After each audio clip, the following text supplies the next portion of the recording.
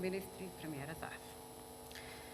Моите прашања денеска ќе се за господинот Заев.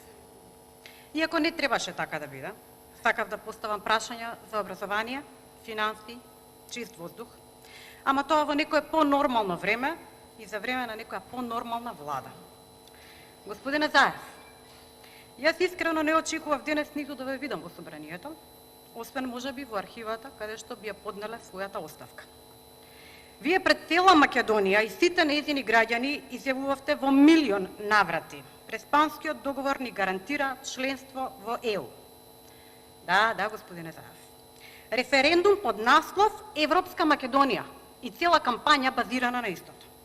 По Преспанскиот договор во повеќе наврати и од тука, од Домот на граѓаните, од Собранието, тврдевте дека после решавањето на спорот со Грција, цитирам, немаме ниту едно отворено прашање со соседите и преговорите за ЕУ, еве ги, само што не започнали.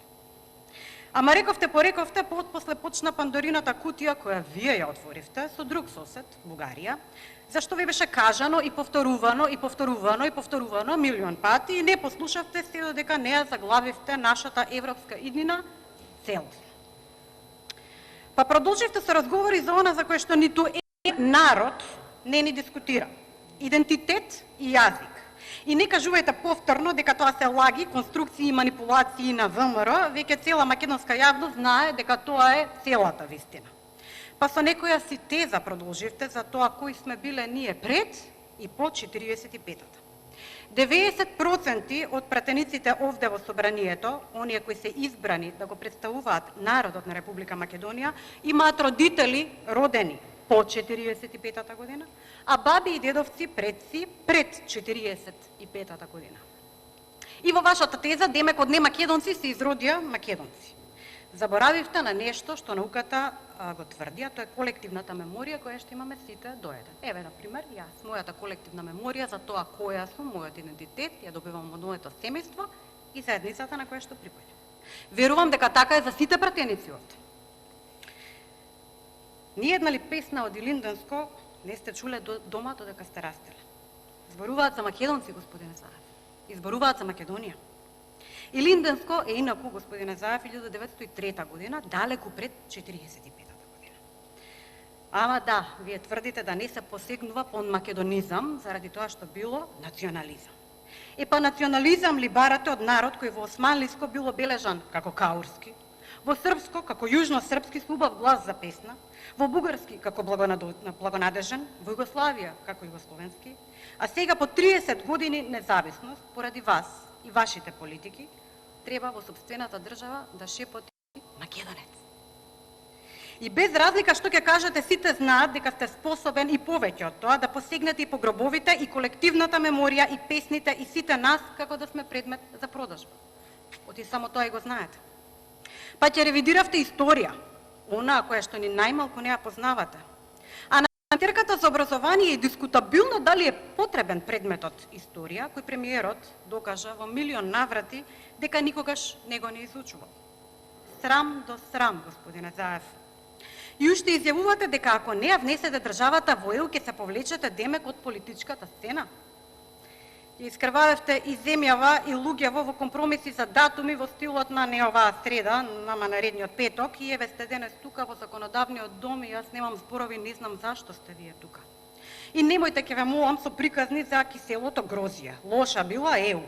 Па каде не носевте преку крвави компромиси цели 4 години? Во лошата ЕУ.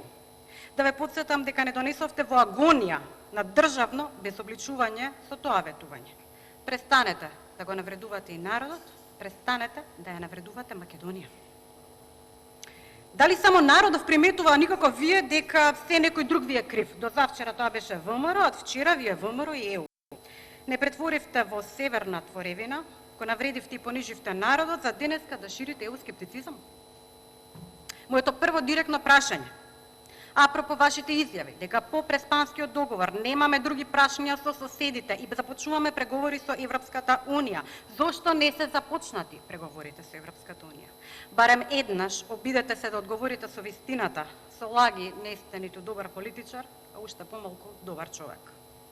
Второ, На 22 јуни заменик министерот на Министерството за надворешни работи на Бугарија, Румен Александров, на состанокот на Советот на ЕУ во Луксембург изјавува: очекуваме Република Македонија да започне во пракса да ги спроведува превземените обврски на високо ниво од 17 јуни 2021 година во Софија. Од што произлегува и второто прашање, односно во дадениот случај согласно уставот, бидејќи ви се поставува прашање од пратеник, ова и барање. Барам од вас овде во собранието, пред очите на целата македонска јавност, да го прочитате, ама да го прочитате, не парафразирате, во светкав говор, како што знаете, предлогот со кој отидовте да преговарате минатата недела во Софија. И не се обидувајте со бајки, граѓаните имаат право да знаат што преговарате во нивно име. Воопшто не излегувајте на говорница, ама воопшто не излегувајте на говорница ако не планирате да го прочитате предлогот. Не ми треба говор од вас, не треба ни на пратениците, не треба ни на целата македонска јавност. Прекуглавани од вашите говори.